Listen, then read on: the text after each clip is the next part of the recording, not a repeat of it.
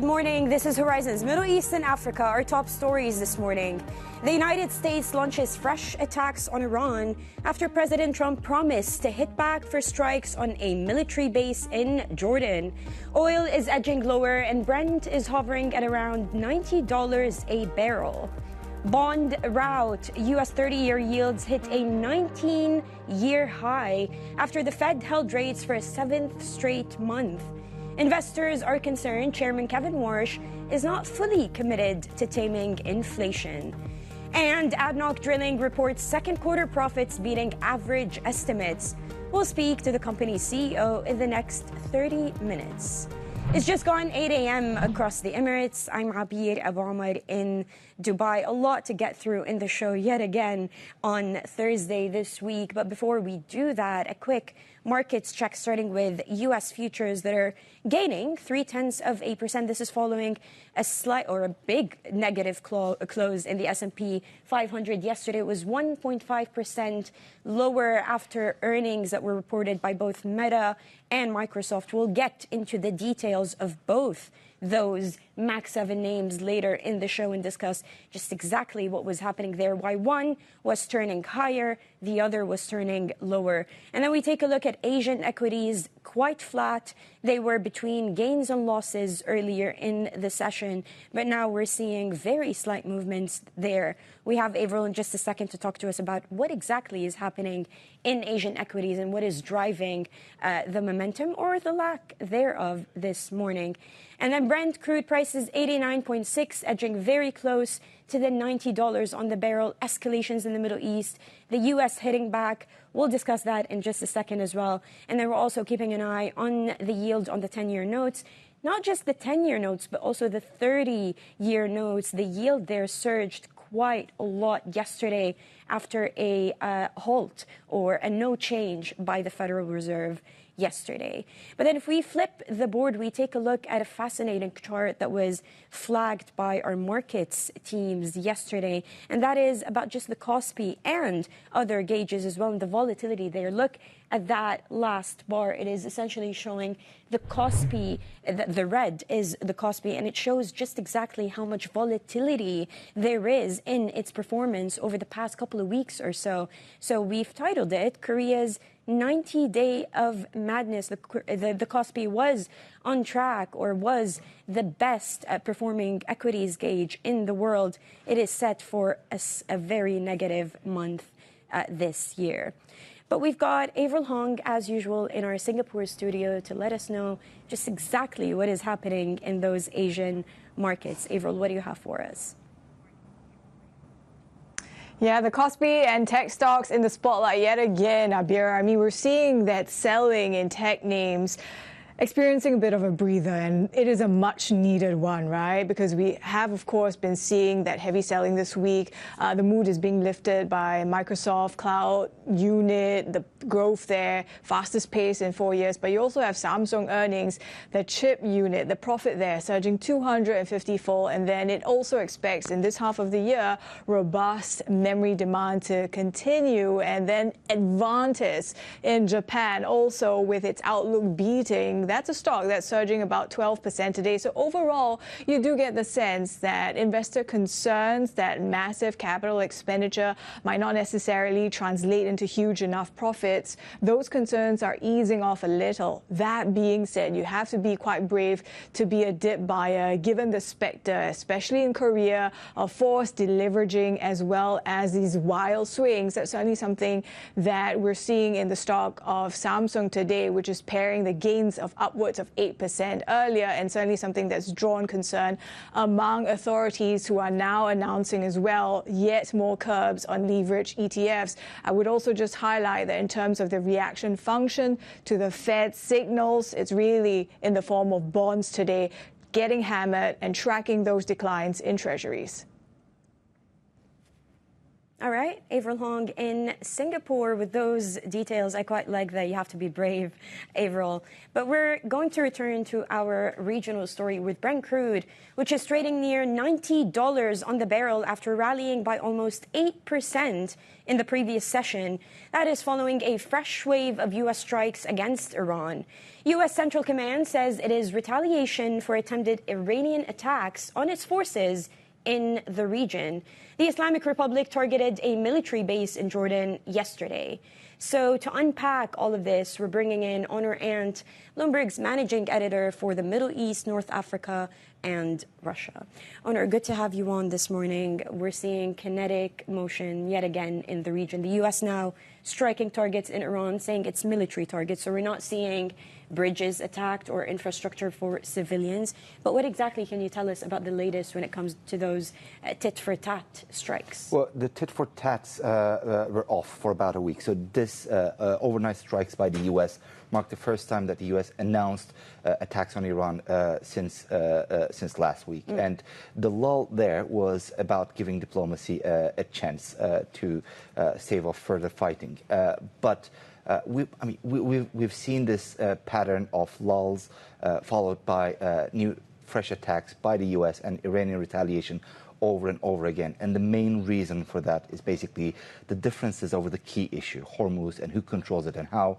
They're just too wide, and without a rethink of the fundamental positions held by the U.S. and or Iran, either through military means or through some diplomatic avenue, it's just very difficult to foresee a permanent cessation of hostilities instead of this tit-for-tat followed by lulls come about anytime soon, Abir. Yeah, and you mentioned the Strait of Hormuz, and we've reported that over the past week, despite the lull that we've seen, now a restart in the attacks, but despite the lull, that movement was paralyzed. But we've also reported that a Qatar LNG ship was able to make its way in Hormuz for the first time in 3 weeks.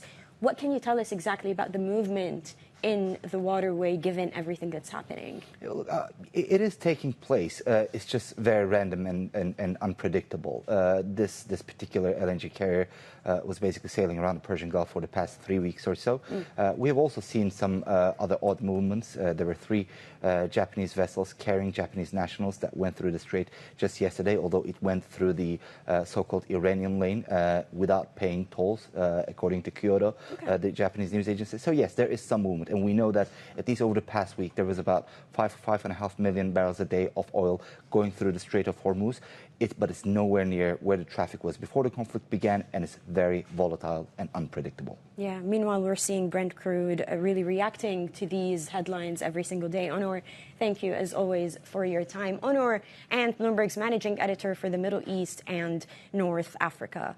Now, investors dumped 30-year Treasury bonds, sending yields to a 19-year high, while 2-year bonds were a bit up after the Fed kept rates unchanged.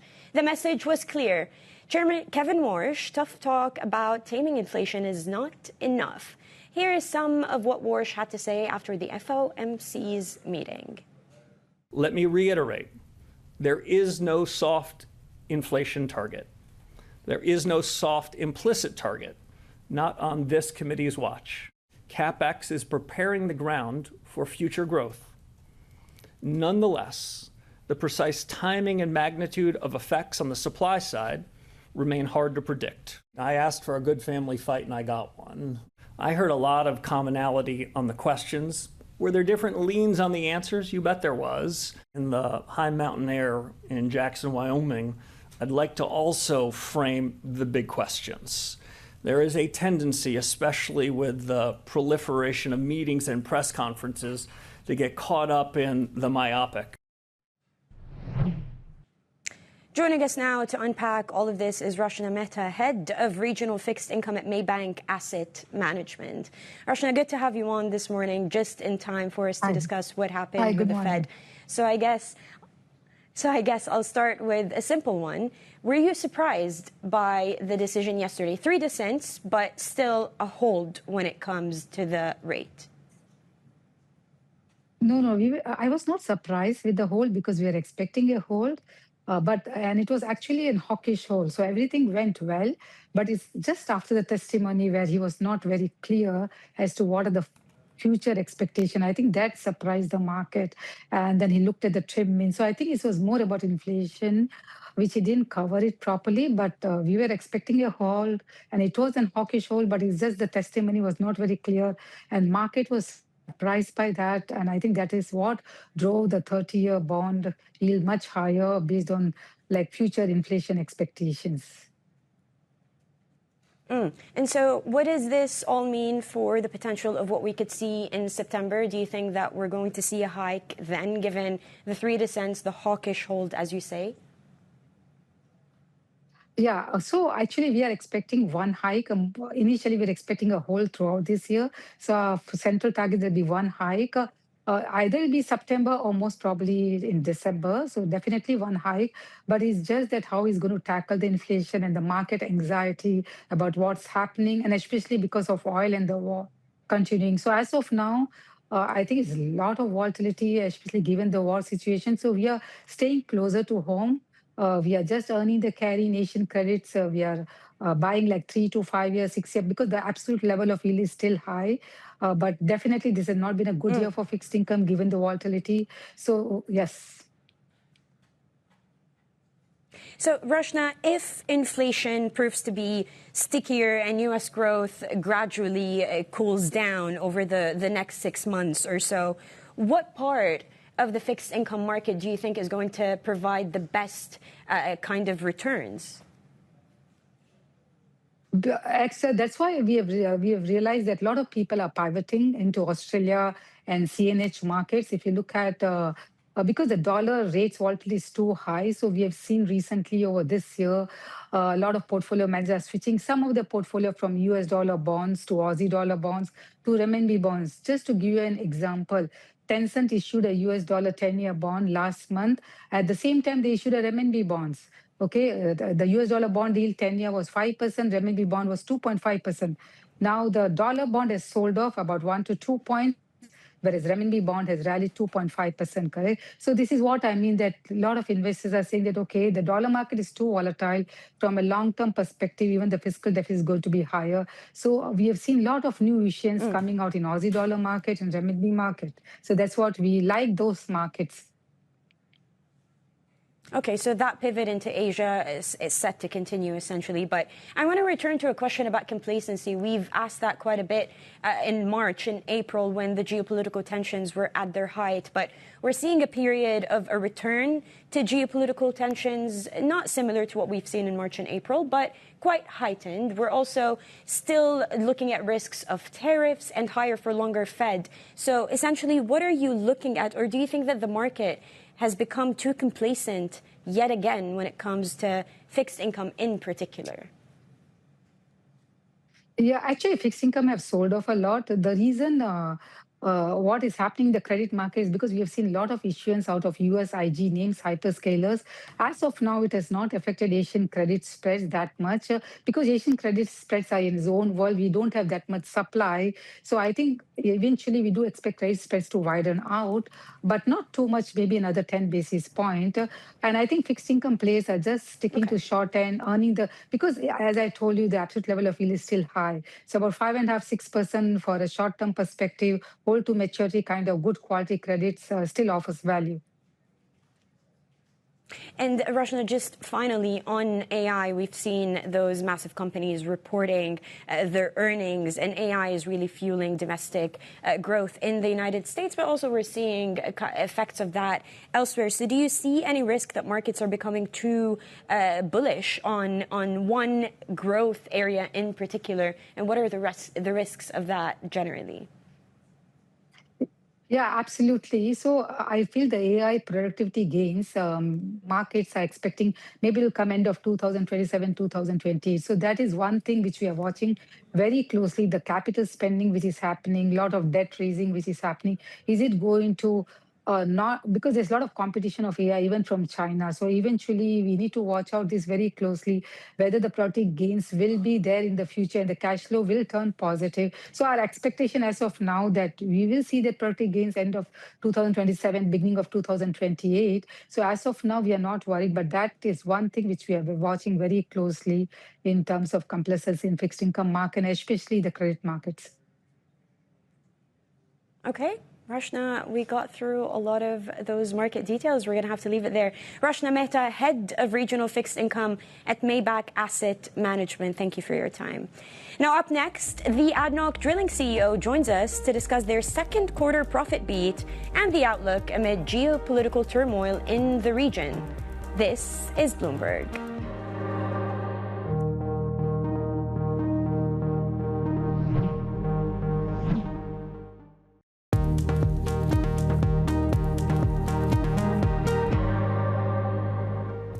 Welcome back to Horizons Middle East and Africa. The Pentagon has awarded major defense contracts worth billions of dollars as the Trump administration works to boost weapon stockpiles drained by the war in Iran. Lockheed Martin won a $59 billion deal to sharply expand Patriot missile production. General Dynamics and Huntington Ingalls secured contracts worth close to $76 billion for nuclear submarines and upgrading shipyard infrastructure.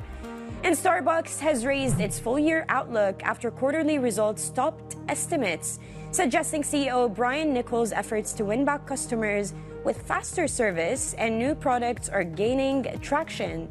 The coffee chain posted a fourth straight quarter of comparable sales growth, and the company says the results reinforce confidence in its growth trajectory.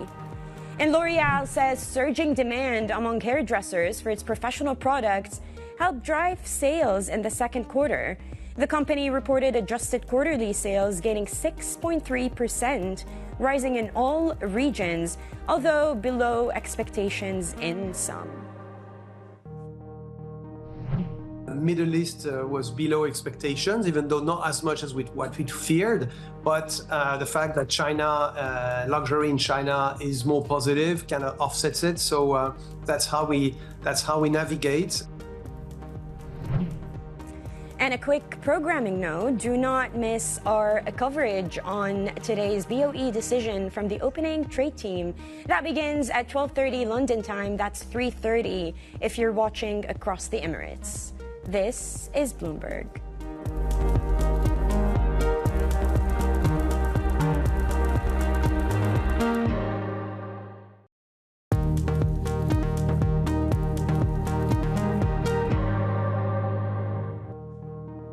Adnoc Drilling has reported profit for the second quarter that beat estimates. Profits rose 1.7% year-on-year to $357.1 million, while revenue grew by 2.9%. Joining us now is Abdulla Ateya Messabi, Adnoc Drilling's CEO. Abdulla, good to have you on this morning after your profit disclosure, essentially 2% almost year-on-year. Congratulations on that. I want to start with the obvious. How were you able to maintain profits on an annual level, uninterrupted operations with everything that's been happening in the region? Excited to be with you, Abir. I think the simple answer is our people have mastered disciplined execution. What does that mean in practice? I think beating our safety performance, we managed really to reduce our non-productive time by 60%. We deliver new assets ahead of time. We close complex deals ahead of time. I think all in all, it's really disciplined execution what make this performance possible. And from this basic place, I cannot thank enough our people from the rig floor all the way to the boardroom for their support and their discipline. Thank you. Okay, and so I want to talk about some of the projects that you have. Can you give us any update at all about the unconventional program that's meant to kind of unlock Abu Dhabi's potential when it comes to its assets? Any sort of update on where that is at the moment? I think we are making very great progress on unconventional to unlock this potential for Abu Dhabi. I think we have started drilling wells in the beginning took us 50 days to drill a well. Today we are about 13 days. So that was a really great performance. I mean, if I can really claim that we have done in this country something is like a benchmark. We are setting a benchmark for the industry. There is no one can claim they have doing 1 mile drilling a day, 1 mile a feet. So this performance is unheard of. And this is because of the technology, okay, because of the AI, because of discipline of our people. It's great that you mentioned AI because that's actually going to be my next question. I was taking a look at your report and you mentioned AI efficiency. So how does that work in an industry like yours, and what partnerships are you leveraging within Abu Dhabi, the likes of G42, for example, and its subsidiaries? I think for us, we believe in AI. AI is there really to help us to be more efficient, more productive. And I think we have really demonstrated the records being broken with the help of AI. Basically, how to anticipate problems in the future. How do you really drill better in the operation? So it's really helping us to efficientize our operation. And that's why we are really setting a benchmark in this industry in the region. And Abdulla, just finally, you've also reaffirmed or affirmed your outlook for the full year this year. And I want to go back to the geopolitics. Does that factor in the tensions or the escalation that we're seeing in the tensions yet again in the Strait of Hormuz and within the wider region? We do have a close monitoring of what's happening in the region. I think what matters for us is really how to efficientize and make our operation resilient enough to offset any market condition and situation. And I think this is what you have seen today in our results, that we have beaten last year's performance. And I think that's really clear evidence how resilient this company is to protect its people, its operation, and its customers. And just finally, expansions in the wider region. We're looking at Oman, Kuwait, anywhere else? Well, I think our strategy is clear that the growth domestically and in the region is very important. We would like to deliver a sustainable long-term value for our shareholders. So we have closed very good deals on the first half of the year, MBBS and SLDC. And we will continue basically to penetrate other markets whenever we see it at the right time. All right, Abdulla, we're going to have to leave it there. Thank you so much for your time. Abdulla Ateya Messabi, Adnoc Drilling's CEO. Now, before we head to the break, some breaking lines across the Bloomberg terminal. SocGen results that just came out. The second quarter equities revenue at around 1 billion euros. The estimate was 997 almost million, so a beat there. We're also looking at a net income, so the bottom line that beat estimates. They're also planning a $1.5 billion share buyback. So another beat for another bank in Europe. That is what it is for Société Générale. And plenty more coming on the show. Stick around.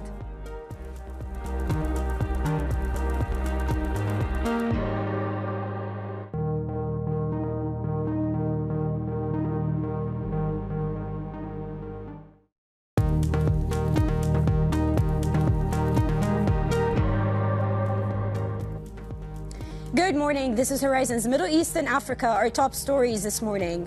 The U.S. launches fresh attacks on Iran after President Trump promised to hit back for strikes on a military base in Jordan. Oil is edging lower and Brent is hovering around $90 a barrel. Bond rout, U.S. 30-year yields hit a 19-year high after the Federal Reserve held rates for a 7th straight month. Investors are concerned that Chairman Kevin Warsh is not fully committed to taming inflation. And a disappointing revenue outlook from Meta, while Microsoft reported better than expected cloud results. We'll unpack the latest U.S. tech earnings with eToro. It has just gone 8:30 a.m. across the Emirates. I'm Abir Abu Omar in Dubai. Let's get a quick look at where markets are sitting at 5:30. U.S. equities are still turning a little bit higher. U.S. futures 0.4% higher, following a close in the red for the S&P 500 yesterday, 1.5% lower. Now, that did come after President Trump as well said that he will attack Iran quite hard to Fox News. We saw that attack happening at 8 p.m. ET. That sent Brent crude prices higher during the session, but today we're seeing them at $89.8 on the barrel, but still edging very close to that $90 mark. We're keeping an eye on the tech earnings. Max 7 Hyperscalers, Meta and Microsoft. We'll talk in details about what happened there just in a few minutes. We're also keeping an eye on Asian equities, 0.2% higher now. They were between losses and gains throughout the session. The Kospi, a big player in this performance. And then finally, we're also keeping an eye out on the 10-year yields in the United States. 2 basis points higher this morning. The 30-year yields, as I mentioned during the headlines yesterday in the session, were the highest since 2007 after that hawkish hold by the Federal Reserve. And so if we flip the board, we take a look at a fascinating chart that our markets teams had flagged yesterday, and that essentially plugs the volatility of different markets. But look at the Kospi. That red bar is the Kospi was set to have its best year, or was the best performing equities gauge so far this year. But this month, the Kospi really took a beating. SK Hynix, the performance there, the ADRs, we've discussed all of that multiple times. But we're also keeping an eye out on Samsung, which reported earlier this morning. Now, for a deeper dive on what Asian markets are really doing this morning, we've got Avril Hong in our Singapore studio. Avril? Yeah, Abir, I guess to your point about the volatility, we're seeing Asia's stock gauge pairing the earlier gains. And this is even as some of these investor concerns about how massive capital expenditure from AI names might not translate into huge enough profits. Those concerns seem to be easing off a little bit, especially when you look at the earnings scorecard, cloud unit for Microsoft, that growth there, fastest pace in 4 years. And then Samsung as well, the chip unit doing so well that it was a 250-fold surge in profits, and it even expects solid demand in the back half of the year. Advantis, another AI-related name in Japan, rallying almost 12% on an upbeat outlook. So you have that read-through in pockets of the market, but the concern about forced deleveraging, about wild swings in the market in South Korea, those are certainly still there. So that might keep some investors a bit more conservative, especially at a time where authorities in South Korea seem to be taking a closer look after the market rout and talking about these leverage ETF curbs. Although we are still light on details for the moment, they're certainly looking into the issue. Of course, when it comes to the Fed reaction function, the most keenly felt part of the market, that's been seen in the long end bonds, tracking those declines in treasuries. We're certainly seeing in the Asia Pacific that pressure is being felt in bonds as well. Abir? All right, Avril, thank you as always for those updates. Now moving to the United States and earnings that we saw yesterday. Microsoft shares surged in late trading after better than expected fourth quarter earnings, helped by continued strength in cloud computing and artificial intelligence. CEO Satya Nadella told analysts that the company is on track to roughly double its data center capacity over the next 2 years. We're also bringing capacity online faster than ever. Over the last fiscal year, we have reduced dock-to-live times for new GPUs in our largest regions by nearly 50%. All up, we added another gigawatt of capacity this quarter and remain on track to roughly double our overall capacity in just 2 years. Meanwhile, Meta shares fell after a disappointing revenue forecast for the current quarter. It also reported the lowest free cash flow in years. That was a sign of ballooning AI spending. CEO Mark Zuckerberg sought to reassure investors that his focus on AI will pay off. Our investments in AI are accelerating every major part of our core business. They're improving the experience for people using our apps, driving better performance for advertisers, and helping our teams build new experiences and ship faster. Second, we are developing new personal agents that will be the foundation for our next wave of products and revenue lines in the months and years ahead. So to discuss all these earnings, joining us now is Josh Gilbert, Apac and Middle East lead analyst at eToro. Josh, good to have you on this morning, timely after those results that we've seen yesterday. Quite a divergence between Microsoft and Meta. So I guess my first question is, when do investors stop rewarding CapEx when it comes to AI and actually start looking at results there, or has that already started happening?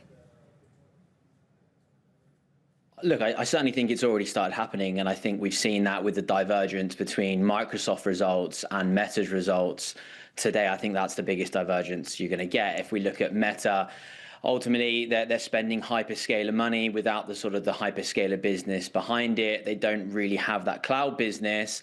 And, yes, there's promises of compute being sold down the line, but at the moment, pretty much the only way they're making returns off of their CapEx is through the ad business. Whereas when you look at the Microsoft results, it's a completely different picture. Essentially, it was the template for what markets wanted from, the AI spending right now. CapEx was up 70%, but cash flow was, beat by 40%. And that told us it's a business that can comfortably keep spending on this build out without bleeding cash to do it, and whilst growing Azure at the same pace, accelerating Copilot adoption. And I really think the market rewarded that disciplined CapEx. So I think, look, we're certainly looking at those numbers, but it's got to come from a place of, yes, growth, but also not eating into those cash flows. And Josh, I was taking a look at your notes from this morning, and you say something about Meta. I think you alluded to it just now as well. You say that the core business is not broken, but we're still seeing investors not reacting very positively to those earnings that have come out, especially when you contrast it against Microsoft. Do you think that Meta has a crisis when it comes to its vision, long-term vision, when it comes to AI and all these products that they've launched? Look, I think the problem is they know they need a second engine. As I say, nothing in the core business at the moment is a problem. Revenue was up 28%, ad impressions were strong, pricing was up 12%. So the machine that's funding all of this is working as it should be. But as you say, the problem comes from margins down, cash flow falling, and CapEx rising, and markets want to return. And when you've got sort of third quarter revenue outlook that came in slightly below forecasts, it's essentially saying, look, Meta is asking the market to fund this increase without sort of a clear acceleration in near-term growth. And I think that, look, let's remember, we've also got this slight hangover as well when it comes from spending at Meta, right? We've still got this sort of worry that, Zuckerberg spent billions of dollars, a long, long time ago on the metaverse. And Zuckerberg still seems pretty determined to keep spending, which, look, we're okay with, but it becomes hard to justify when CapEx keeps being revised higher. I guess the positive is that, yes, you can slow down your CapEx, but if you're missing on revenues, that's when the fundamental issue comes through. And I think that miss on guidance is what the market is focusing on. Yeah, but it also shows the market selectivity, really, when it comes to AI spending, the CapEx. I mean, as you have just mentioned. So when it comes to that selectivity and the market really rewarding CapEx in the first quarter of the year, and then a little bit, we saw that into the first month of the second quarter or so. But now the market is really looking at CapEx as a sign to punish those companies. So I guess the question here is, do you think that we'll see a rotation out of those hyperscalers into smaller names, perhaps? Well, I guess the focus is what we've maybe seen from the likes of your Samsung and your SK Hynix, right? Those CapEx bills usually find their way downstream and into those sort of memory names and wherever we're seeing the bottlenecks. So a lot of the trade over the last sort of few months has been the infrastructure of this AI build out and maybe not in those hyperscalers. I think Meta was a good example, again, in terms of, they talked about several ways to monetize, compute over time, but they don't really have that at the moment. I think what we're seeing from the likes of SK Hynix, Samsung, Micron, we're seeing huge numbers printed and huge returns, and that's coming from the hyperscalers. Yes, the market is maybe punishing a little bit of that CapEx at the moment because we haven't seen some of the return the market expects. I think Microsoft, though, is a good example. Very early into AI and is now sort of being rewarded through that, through Copilot, and through that Azure growth. But yeah, look, I think that ultimately we're seeing the money flow downstream and, we are seeing some rotation into those names. But also the market is just genuinely worried about if there's going to be oversupply. And yes, we're hearing a lot about demand talk.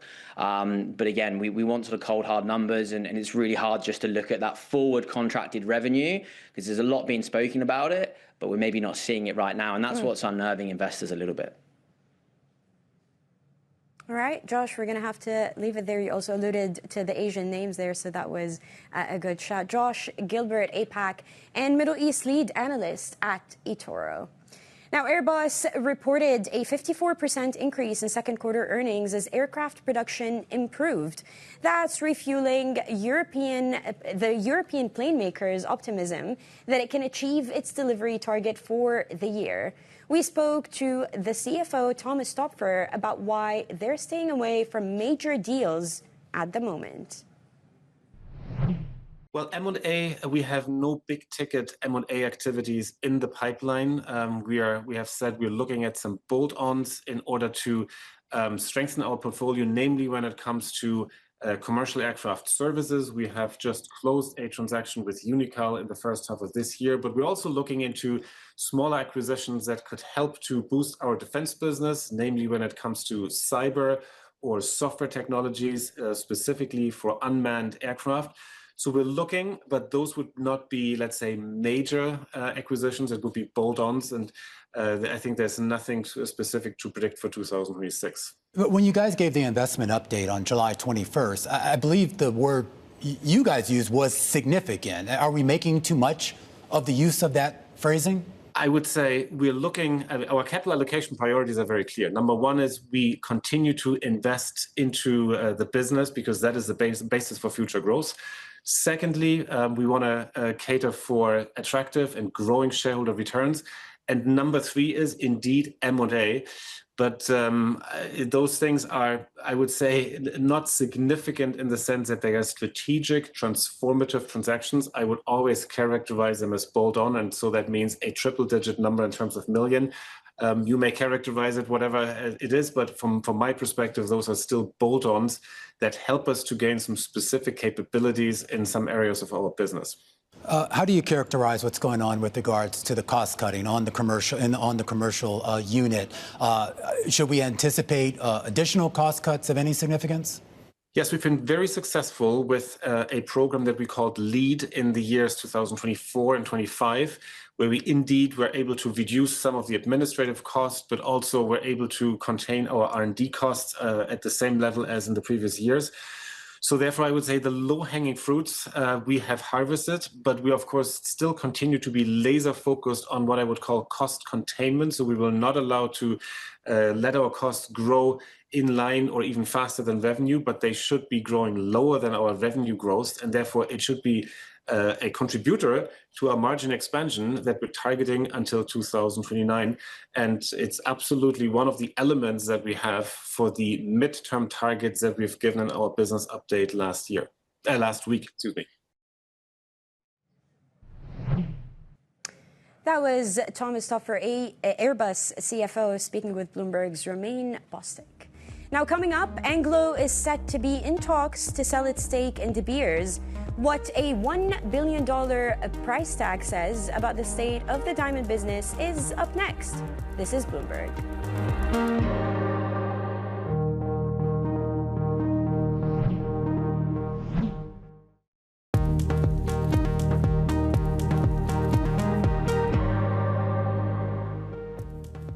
Welcome back to Horizons Middle East and Africa. Some breaking lines just now from Jordan, which says it intercepted 5 missiles coming from Iran. No casualties were reported. This is according to Jordanian media. Now, oil prices are still in the red, but are edging very, very close at this point to the $90 on the barrel mark, 89.8, 1% lower for Brent. But we're keeping an eye out on those attacks, those tit-for-tat attacks, and the movement in the Strait of Hormuz. But moving on to a different region, Bloomberg understands that Anglo American is in talks to sell its De Beers diamond business for around $1 billion. That is a fraction of its former worth. The current deal structure would see a consortium led by former CEO Gareth Penny paying $750 million upfront and a further $250 million later. So to unpack the story, we've got our chief Africa correspondent, Jennifer Zabazaja, joining us now from Johannesburg. Jen, what exactly is driving the proposed sale at only $1 billion at this point? Right, Abir, we should remember it was just a few months ago that there were reports that the sale was looking like it was north of $2.2 billion. So this is quite a substantial reduction. Let's just remember, though, that Anglo has been trying to sell De Beers since the takeover attempt by BHP Group back in 2024. Since then, what we've seen with the diamond industry, you were alluding to this earlier, the diamond industry, as many analysts have noted, has been beset with prolonged crises that have really been the deepest that it's seen in quite some time. We've seen a plunge in gem prices for a number of years. Some of this has been because of waning demand of luxury spending in China. We've, of course, covered that. There's also lab-grown diamonds that have been a contributor to diamond prices that are falling. Trade tensions are also a factor of this. And so our Bloomberg reporting is suggesting maybe all of this is contributing to the sale now looking like it could be at a price a bit lower than what people expected. But we should note that the negotiations are still ongoing. So this is just the latest reporting that Bloomberg has. And Jen, where does Botswana factor into those ongoing or current negotiations? Botswana is key. We should remember that Botswana sort of tussles back and forth with Russia for the top diamond producer in the world. And so this consortium group that you were talking about in the intro has to get Botswana's approval in order to actually make this go forward. It's not just that. Botswana also partially owns De Beers. I think it's about 50%. They have a 50% interest in Debswana, which is a portion of a group that actually produces the diamonds, but then De Beers, the country owns about 15%. And so any sort of deal needs to be negotiated through the likes of Botswana. So last year, we were actually able to speak with President Duma Boko when we were in New York, and he did tell us up front that the country was looking for a majority ownership in De Beers. And this latest Bloomberg reporting is actually suggesting that potentially sources say that the country would be satisfied with a bigger minority holding. So the question is then, what does that look like for Botswana, especially because this is very key to their own economy? So that's what we're going to be looking for, just what those terms are with this consortium group and with Botswana. And of course, what does that look like for the ownership then of De Beers moving forward? All right, our Chief Africa Correspondent, Jennifer Zapazaja, always with those updates. And coming up later, Anglo-American CEO Duncan Wopland joins the opening trade later this morning. This is Bloomberg.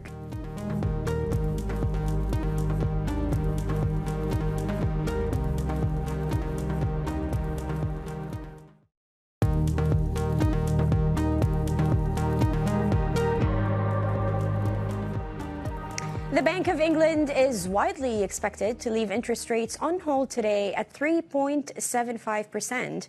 The central bank is sticking to a wait-and-see approach as it attempts to navigate fluctuations in oil and gas prices sparked by the Iran war. For more on this story, let's bring in Bloomberg Daybreak Europe anchor Lizzie Burden. Lizzie, good to have you on this morning. What are you expecting from the BOE later today? Well, Abir, as you say, the expectation is that the bank will stay in this wait-and-see approach, and that's because it's been given the cover to do so by the latest economic data. So if we run through it, the latest inflation numbers dropped below the Bank of England's expectations to 2.6%.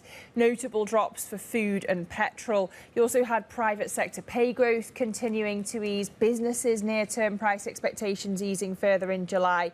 And the reason that the Bank of England wants that cover to keep its options open is twofold. First of all, the Middle East situation, as you well know, has been flipping from positive to negative and back, and oil has been above $100 a barrel, back down again.